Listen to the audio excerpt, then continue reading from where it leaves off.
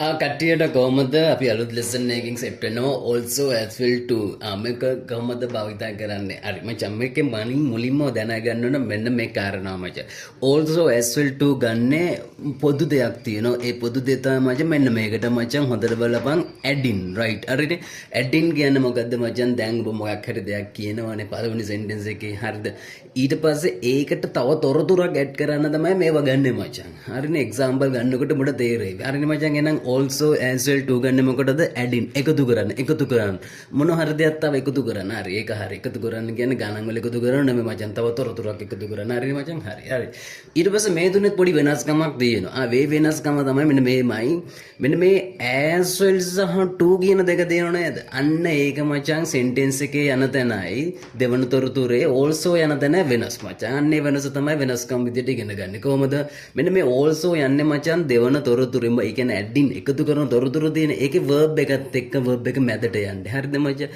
එහෙමත් නැත්නම් පුළුවන් ඒ දෙවන තොරතුරේ sentence එකේ මුලටම දාන්න උදාහරණ එකක් බලමු මචං මෙන්න මේ හරිද right he is a good cricketer එයා හොඳ ක්‍රිකට් ක්‍රීඩකයෙක් හරිද ඔන්න මම තව තොරතුරක් එකට add කරනවා right හරිද දැන් මම දාන්නේ also verb එකේ මැදට he also plays football එයා ඒ වගේම පාපන්දුත් සෙල්ලම් කරනවා අන්න හරිද මචං හරි දැන් මොකද මම කොහෙටද දැම්මේ verb එකේ මැදට මම කොහොනද verb එකේ මැදට වගේම ඒ දෙවන තොරතුරේ මුලටම ගන්නත් පුළුවන් කියලා දෙවන තොරතුරේ sentence එකේ මුලටම ගන්නත් පුළුවන්. අන්න ඒ විදිහට දාලා බලමු.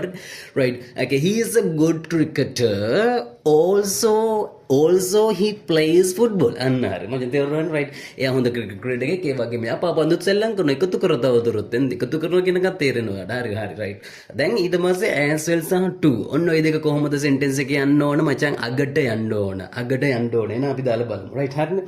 He is a good cricketer.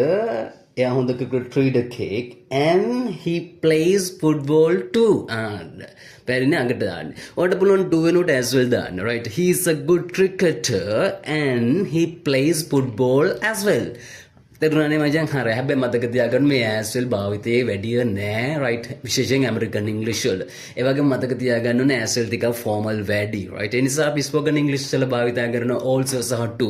also මැදට මුලට to අගට එච්චරයි. නමද කියන්නේ also මැදට මුලට to අගට ඉවරයි. වැඩ ඉවරයිනේ right. මේ තුනෙන් මොකද කරන්නේ add in කියන එක තේරෙන්න ඕනේ. තව තොරතුරක් add කරනවා හරිනේ right. he is a good cricketer. එයා හොඳ ක්‍රිකට් ක්‍රීඩකයෙක්. තව තොරතුරක් ඒකට add කරනවා මං also දාලා තවදුරටත් කියන also he plays football.